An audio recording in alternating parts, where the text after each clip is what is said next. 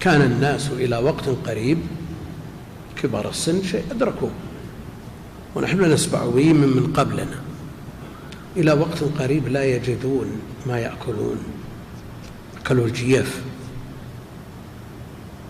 وإلى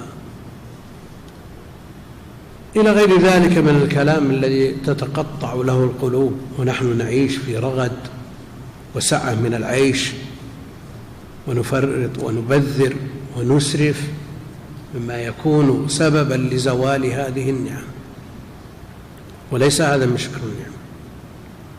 ورؤي شيخ كبير جالس عند نفاية ويسمونها زبالة، وقد ألقي فيها طعام كثير ومعه ذبيحة كاملة ما لمست، فجلس يبكي يبكي يبكي. مروا عليها الناس: ما بك يا فلان؟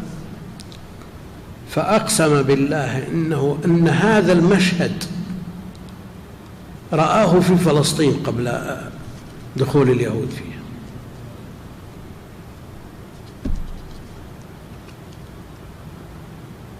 وبلد ابتلي بالحروب والقلاقل والفتن والمحن قبل 40 سنة، وما زال الأمر فيه كذلك.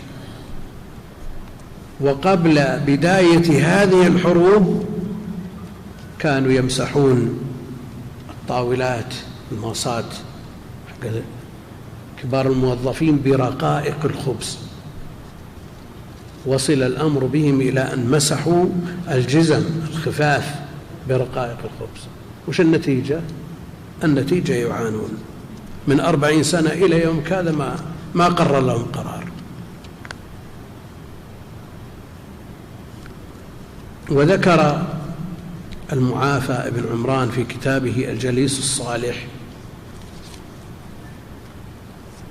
بسند صحيح عن الحسن البصري أن قوما من الترف استنجوا أكرمكم الله بالخبز، فما مر عليهم إلا وقت يسير حتى أكلوا العذرة،